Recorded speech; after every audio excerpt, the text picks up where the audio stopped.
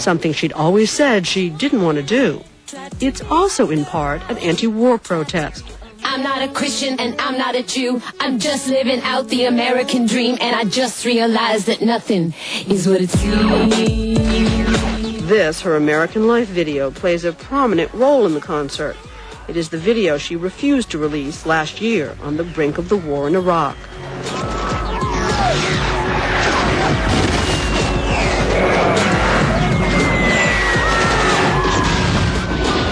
Are you sorry you didn't release it then, given what's happened since? No. It wasn't the right time? No, it wasn't. People were too caught up in, America was too polarized. There was a lynch mob mentality that was going on that wasn't pretty. And I have children to protect, and I just didn't think it was the right time. There's the last image of the video where President Bush or President Bush look-alike kisses Saddam Hussein. On the cheek. On the cheek. Yeah. What are we supposed to think about that? Although, they're very different people serving very different purposes, I think they both have very equally narrow views about how to solve problems, and it is all about power and in the struggle for oil and the struggle for world domination. And at the end of the day, are they that different? You know what I mean? I don't want to equate George Bush with Saddam Hussein, but I believe that George Bush and Saddam Hussein are both behaving in an irresponsible manner. So in that respect, they're alike. The Dixie Chicks got in a lot of trouble for criticizing the president a lot less than you just did. Okay. Well, I don't know. I don't think you're going to find many people who think that the war in Iraq at this point was a good idea. Even the new Kabbalist Madonna can't resist a little controversy. When 2020 returns. Is there a reigning philosophy in your household? Pick up your Next. So if someone were to think like Madonna today, how would they be thinking? They'd be thinking a lot. She is thinking, she says, about how to make herself a better person and the world a better place. She attributes her new philosophy to the study of 13th century Jewish mysticism called Kabbalah. Kabbalists believe in immortality, and also that you can overcome death and illness by how you think and how you behave. Is it true you have a new name of Esther? Well, let's say I don't go by the name of Esther, but yes, that is my Hebrew name. Yep. How do you get it? Did you pick it? I chose it, yeah. Why? I was named after my mother. My mother died when she was very young of cancer, and in the metaphysical world, I wanted to attach myself to another name.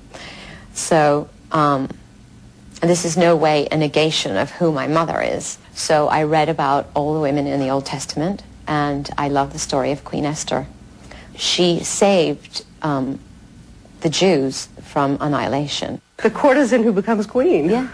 Esther apparently has a few ideas about how Madonna should behave. My Kabbalah teacher, one of them, used to say to me, when in doubt, act like God. And then you think, well, what does that mean? It's like, well, what describe God? God would be compassionate, unconditional, all-giving, all-loving. So when in doubt, behave that way. You'll never go wrong. How are you doing in that regard? I'm getting better. Yeah, I'm a very judgmental person. I always have been, and, I see people, I put labels on them, I put them in boxes, they behave badly, and I immediately want to say they're a jerk. But in Kabbalah, you learn that, you never know. You never know about people. The study of Kabbalah has become hip in some circles. Celebrities like Demi Moore and Britney Spears are said to be followers, too, who wear a red string bracelet on their left wrist. It's said to be a protection against the evil eye. The red bracelet? Yes. Do you have it with you? Yes, it's under my watch. You're a little self-conscious. I'm a little bit irritated that people think that it's like some celebrity bandwagon that I've jumped on. I'm very serious about it. It's true, Paris Hilton did come to the Kabbalah Center once because her parents brought her, and they wanted to help her, and they were desperate. And suddenly, Paris Hilton studies Kabbalah. That's what happens, and people, they don't know the whole story. Her study of Kabbalah has been the inspiration for a series of children's books. The third, Yaakov and the Seven Thieves, will be released next week and is based on an 18th century Ukrainian folktale. Dedication in this book is to naughty children everywhere? Yes. Yeah. Because, I mean, at the end of the day, there's a lesson in all the children's books, but I think it's really just the idea that even the naughtiest person in the world, big or small, has the capability to do something good in the world and to offer something good to the world. And there's lots of children who like to identify themselves with being naughty, so. Are your children naughty sometimes? Oh, yeah. Most of the time. Yeah. I would be a bit frightened if they weren't. How about you? Yes, of course. I'm naughty child number one. So let's talk about the tour. Okay. The name. Reinvention. You don't need diamond rings or 18-karat gold.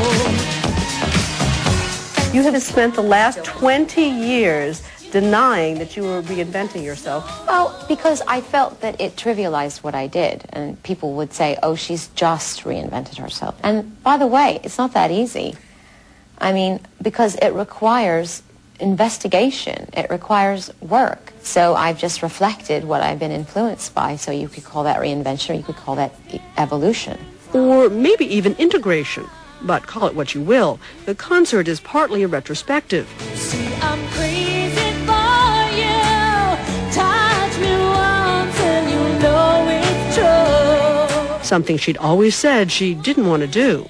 It's also in part an anti-war protest.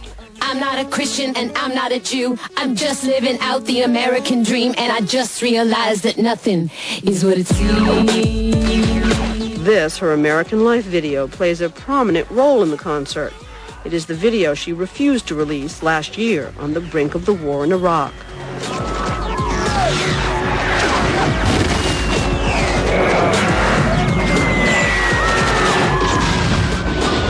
Are you sorry you didn't release it then, given what's happened since? No. It wasn't the right time. No, it wasn't. People were too caught up in, America was too polarized. There was a lynch mob mentality that was going on that wasn't pretty. And I have children to protect, and I just didn't think it was the right time. There's the last image of the video where President Bush, or President Bush look-alike, kisses Saddam Hussein. On the cheek. On the cheek. Yeah. What are we supposed to think about that?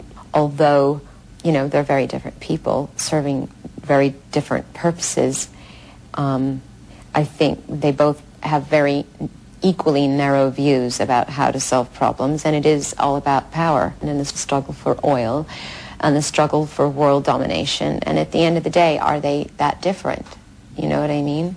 I mean, I don't want to equate George Bush with Saddam Hussein, but I believe that George Bush and Saddam Hussein are both behaving in an irresponsible manner. So in that respect, they're alike. The Dixie Chicks got in a lot of trouble for criticizing the president a lot less than you just did. Okay. Well, I don't know. I mean, I don't think you're going to find many people who think that the war in Iraq at this point was a good idea. Even the new Kabbalist Madonna can't resist a little controversy. 2020 continues with Cynthia McFadden's exclusive interview with Madonna. Little girl, don't you forget her face. Madonna's mother died when she was 5. It is a painful subject, one she has written about, one she has sung about. Felt all the pain. 13 years ago, she even allowed cameras to follow her to her mother's grave. But despite all this, it has been hard for her to talk candidly about it. I fought to be so strong. I guess you knew I was afraid. Having a family has helped. My childhood was lonely and sad, and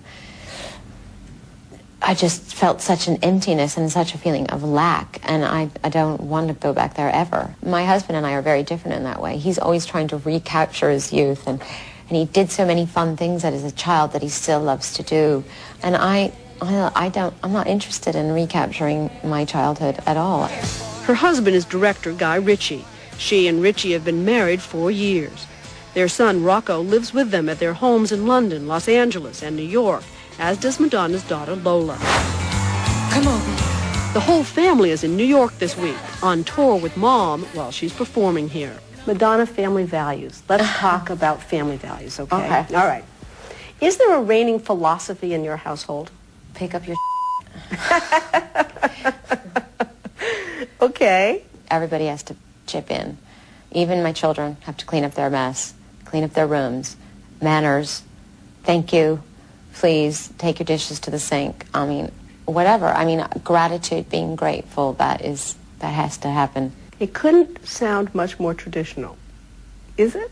Is it traditional? If it's traditional to be a decent human being, then I'm traditional.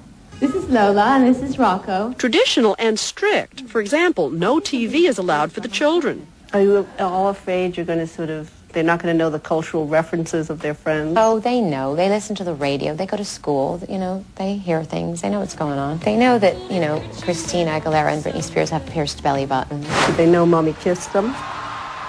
Yeah.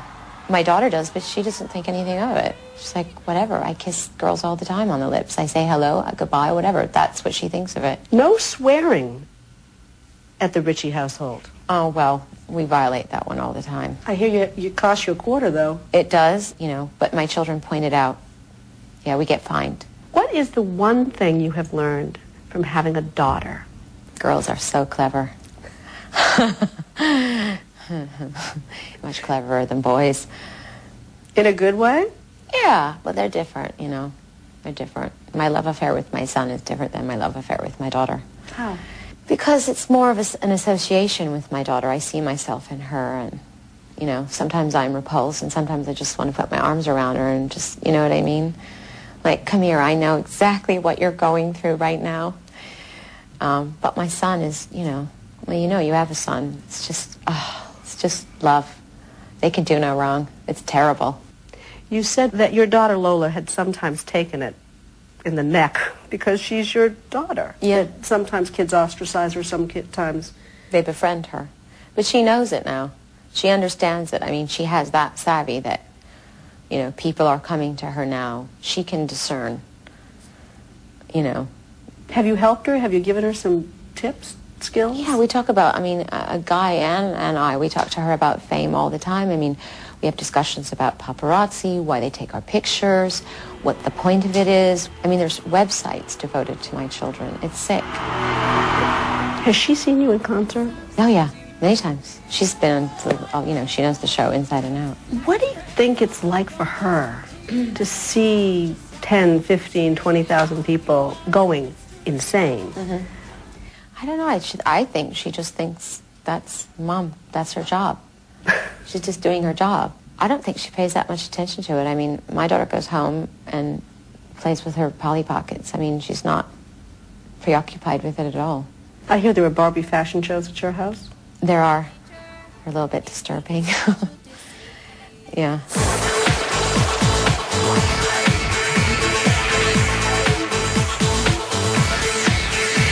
When you watch her on stage, Barbie fashion shows seem a long way away.